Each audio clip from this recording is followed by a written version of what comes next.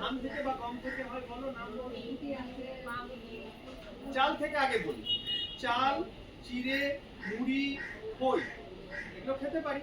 এবার চিড়ে খইটা কিন্তু ভাত মুড়ির থেকে একটু হলেও ভালো। ওর মধ্যে ফাইবার বলে একটা জিনিস থাকে।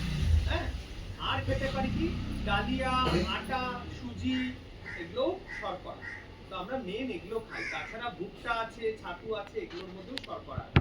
এবার দিদি বলে দেবে ভালো শর্করা কোনগুলো, তারপরে আমরা প্রোটিন নিয়ে কথা বলবো। প্রোটিন খাওয়া তোমরা কথায় কথায় বলো প্রোটিন কি? হ্যাঁ, এই তো ভেরি গুড। ডিম, দুধ, এই তো। আমরা এখন থেকে একটা নতুন জিনিস শিখবো, ঠিক আছে? আমাদের বাড়িতে থালায় যেটা সবথেকে বেশি খাই সেটাই কিন্তু শর্করা, বা সেটাই হচ্ছে ভাত, রুটি, এই ধরনের জিনিস। এখন থেকে আমরা এটাই জানবো, যার রং যত গাঢ় সেটা তত আমাদের শরীরের জন্য ভালো। চাল যত লাল হবে।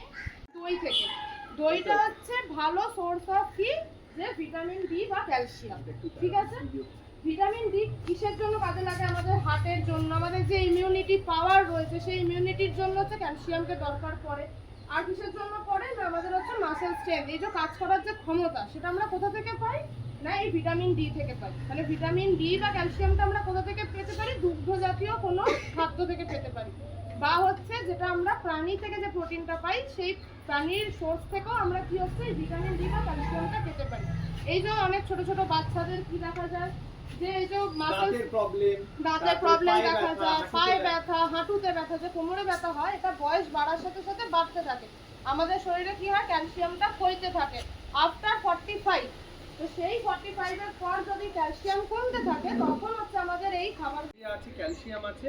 দইয়ের যে উপকারিতা সেটা দুধে নেই, দুধ খেলে পাবে না। তো দই খাওয়ার চেষ্টা করো।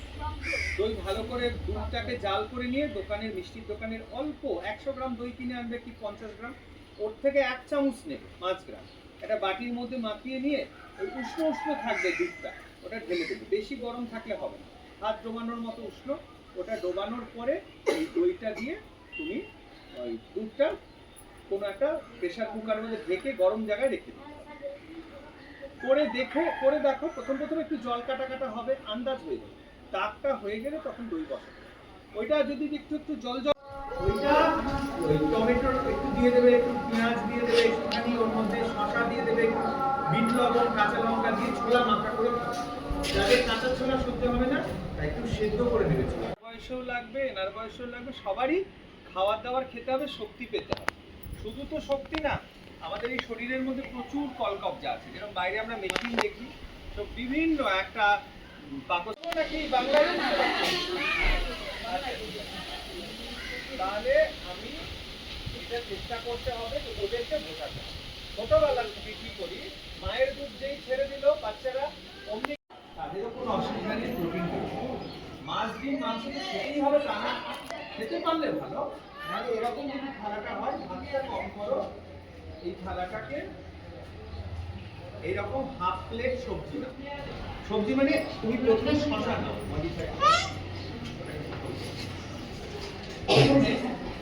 আমরা হাফ প্লেট শসা খেয়ে নেব বা 1 প্লেট শসা খেয়ে নেব। তারপরে রুটি খাওয়া ভালো, কিংবা একটু ছাতু গুলে দিলে অনেক পুষ্টি পাবে, কিংবা সয়াবিন খেলে পুষ্টি পাবে। কিন্তু আমরা বুঝি না, এরকম বাচ্চারা দিনের পর দিন কেমিক্যালগুলো খাচ্ছে, কেমিক্যাল জাতীয় ফ্রুটি খেয়ে নিচ্ছে, থামস আপ খেয়ে নিচ্ছে। ওদের হাতে 10 টাকা পেলে ওরা কেউ ছোলা ভাজা ছাতু কিনে খাবে না। মুখ চোখ ফ্যাকাশে হবে, মুখ তাড়াতাড়ি ভেঙে যাবে, চুল পড়বে, এইসব জিনিসগুলো হবে। তো এই রক্তাল্পতা তোমরা কীভাবে মানে এড়াতে পারবে? আয়রনযুক্ত খাবার বা লৌহযুক্ত খাবার খেতে হবে। এই আয়রনযুক্ত খাবার কোথা থেকে পাবে? যেরকম হচ্ছে পালং শাক, ছোটো মাছ, তারপরে হচ্ছে গুড়, ছোলা, এগুলো থেকে তোমরা আয়রনযুক্ত খাবার পাবে। আবার প্রকৃতির একটা নতুন জিনিস, যে রঙের খাবার সেই রঙের রোগকে সারাবে। যেরকম বিট লাল কালারের হয়, তোমরা সবাই জানো। এই লাল কালারের যে খাবারগুলো, সেগুলো এই আয়রনের ঘাটতিগুলো তোমাদের পূর্ণ করবে। এই আয়রনের ঘাটতিগুলো পূর্ণ করলে তাহলে তোমাদের রক্তাল্পতা হবে না। আর এই রক্তাল্পতা আরেক সময় দেবে, যদি যখন তোমরা মেয়ে তোমাদের মাসিকের যদি প্রবলেম হয় তখন তোমাদের খুব ক্ষতি হবে। তো এই আয়রনের ইগুলো কমাতে হবে। আরেকটা জিনিস হচ্ছে ভিটামিন সি নামে আরেকটা উপাদান রয়েছে। এই ভিটামিন খাবারে তোমরা খাবে, তাতে তোমাদের শরীরও ভালো থাকবে, পুষ্টিও হবে। তো সেই ডালগুলোর মধ্যে ডাল রয়েছে, মুসুর ডাল রয়েছে, মুগ ডাল রয়েছে, ছোলা রয়েছে, রাজমা রয়েছে, চানা রয়েছে, এগুলো রোজ দিন আছে।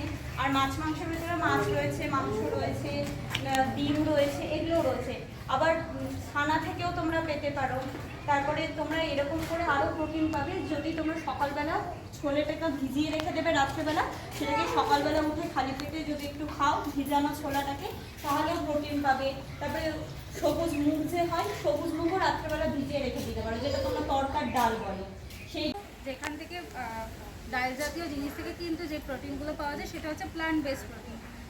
তার মধ্যে যে কোনো ধরনের ডাল থাকতে পারে, যেমন মুগ ডাল, মুসুর ডাল, অনেকে তরকা, রাজমা এগুলোও খেতে পছন্দ করে, তার মধ্যেও কিন্তু যথেষ্ট ভালো পরিমাণে প্রোটিন রয়েছে। এছাড়া সয়াবিন থেকেও কিন্তু যথেষ্ট ভালো পরিমাণে প্রোটিন পাওয়া যায়। সয়াবিনটা কার বাড়িতে হয়, কারা কারা খাও? হাত তোলো, হাত তোলো। সব বাড়িতে হয়। তাহলে এটা হচ্ছে কম দামে উৎকৃষ্ট মানের প্রোটিন, আমার খাসির মাংস থেকেও উৎকৃষ্ট মানের ভালো প্রোটিন। বোঝা গেল? তাহলে সয়াবিন খেতে হবে, সয়াবিন প্রোটিনটা খাবো। আর দেখো পনিরের অনেক দাম, পনির খাওয়ার দরকার নেই, কিন্তু বাড়িতে দুধ আসলে মাঝে মাঝে ছানা দিয়ে, ছানার তরকারি আসতে একটু আসতে, সেই ছানার তরকারিতেও কিন্তু উৎকৃষ্ট মানের প্রোটিন পাওয়া যায়। আর ডালটা বলে দাও মিক্সড অ্যান্ড ম্যাচ।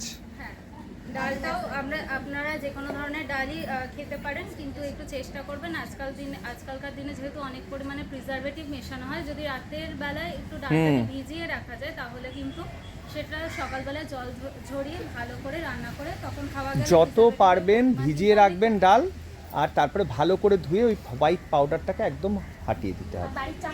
বাড়ির চাষ করে ডাল চাষ করলেও ভিজিয়ে রাখলে, রান্না করলে সেটা হজম ভালো হয়। তাড়াতাড়ি হয়, ঠিক আছে? সেটা সেই চেষ্টা করবেন।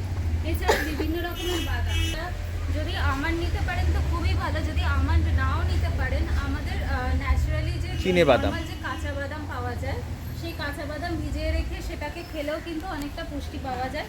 এর সাথে আপনারা ছোলা ভিজিয়ে রেখেও সকালবেলায় খেতে পারেন। প্রচণ্ড রিফাইন, সাদা তেলটা একদমই ভালো না খাওয়া। সরষের তেলটা যেটা রয়েছে তার একটু কিছু গুণমান রয়েছে, কিন্তু সেটাও এখন সবাই বলছে একটু কম খাওয়াই ভালো, কারণ আমরা জানি যত তেল হবে তত খারাপ। যেরকম দেখো না গাড়িতে নিয়ে যায়, যত হবে তেল হবে, তেলটা তো আমাদের বডিতে থেকে যাবে, তত আরও নোংরা আছে আমাদের শরীরে। তেলটা তো জমে যাচ্ছে, আমরা সাবান দিয়ে ভেতরটা ধুতে পাচ্ছি না। বিয়েবাড়ি খেলে কি করছো, হাত ধুচ্ছ সাবান দিয়ে, তা তেলটা উঠে যাচ্ছে। আমাদের ভিতরে যে তেলটা জমছে সেটা রক্তনালীতে জমে জমে জমে জমে হার্টের অসুখ হচ্ছে। তো কোন তেল, সাদা তেল, সর্ষের তেল দুটোই খেতে হবে, তুমি বলে দাও, কম বেশি করে খেতে হবে। এবার সাদা তেল, সরষের তেল এগুলো দেখছো, এগুলো তো আমি বললাম। এরপর হচ্ছে যেগুলো থেকে আমরা ভালো তেলটা পাবো বা ভালো ফ্যাট, যেটা গুড ফ্যাট, সেগুলো হচ্ছে বিভিন্ন এই বাদামগুলোতে পাবো। কাঠবাদাম, কাজু বাদাম রয়েছে এখানে, তারপরে হেজেলনাট রয়েছে, এগুলো একটু দামি, কিন্তু তোমরা যদি নখগুলো তাড়াতাড়ি ভেঙে যাবে, হলুদ হলুদ থাকবে, দেখবে আমাদের হাতের নখগুলো অনেক সময় ভেঙে যায়, তখন বুঝতে পারবে শরীরে আয়রনের কম হয়েছে বা লোহা যেটা বলছে সেটা কম হয়েছে। সেগুলো কোথা থেকে পাবো? ভিটামিন সি যুক্ত যদি খাবার খাই, লাল কালারের যদি খাবার খাই, সেগুলো থেকে আমরা পাবো। ভিটামিন সিটা কী করবে? ভিটামিন সিতে এই যে তোমাদের আয়রনটা রয়েছে, এই আয়রনটাকে বডিতে শোষণ করতে, শরীরে শোষণ করতে সাহায্য করবে। মাছ আছে, বিভিন্ন ডিম আছে, বিভিন্ন ডাল রয়েছে, এগুলোতে আয়রন রয়েছে। পালং শাক রয়েছে, পালং শাকে আয়রন রয়েছে। তারপরে মাংসের যে চর্বি তোমরা খাও তার ভিতরেও আয়রন রয়েছে, বিভিন্ন চিনে বাদাম রয়েছে তার ভিতরেও আয়রন রয়েছে। সেগুলো যদি পড়ে, আর কিসের জন্য পড়ে না, আমাদের হচ্ছে মাসেল স্ট্রেংথ, এই যে কাজ করার যে ক্ষমতা, সেটা আমরা কোথা থেকে পাই না, এই ভিটামিন ডি থেকে পাই। তাহলে ভিটামিন ডি বা ক্যালসিয়ামটা আমরা কোথা থেকে পেতে পারি? দুগ্ধ জাতীয় কোনো খাদ্য থেকে পেতে পারি, বা হচ্ছে যেটা আমরা প্রাণী থেকে যে প্রোটিনটা পাই, সেই প্রাণীর সোর্স থেকেও আমরা কি হচ্ছে ভিটামিন ডি বা ক্যালসিয়ামটা পেতে পারি।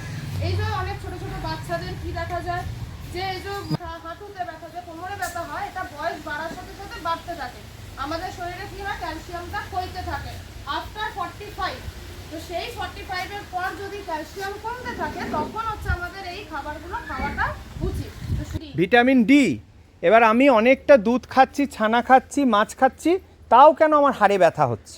ক্যালসিয়ামের ট্যাবলেট খাচ্ছি, তাও হাড়ে ব্যথা হচ্ছে। আমি তো সূর্যের রোদ লাগাচ্ছি না বা ভিটামিন ডি পাচ্ছি না। তাহলে ভিটামিন ডির ঘাটতির জন্যও আমাদের শরীরে এই অভাবগুলো হতে পারে। তাহলে ক্যালসিয়ামের বন্ধু হচ্ছে ওই সূর্যের ছবি দেওয়া আছে, এটা হচ্ছে ভিটামিন ডি। আর এই ব্রাউন রাইস বা সাদা চাল, মোটা চাল, লাল চাল কি ভালো লাগে খেতে? লাগে না, কিন্তু পুষ্টি কিন্তু বেশি মাত্রায় এটাই আছে, আর দামও কিন্তু এটার কম। তাহলে এখন থেকে এটা আমাদের খাবারে বেশি রাখার চেষ্টা করব, আর কম রাখার চেষ্টা করব, যেটা সহজ, যেটা তাড়াতাড়ি রান্না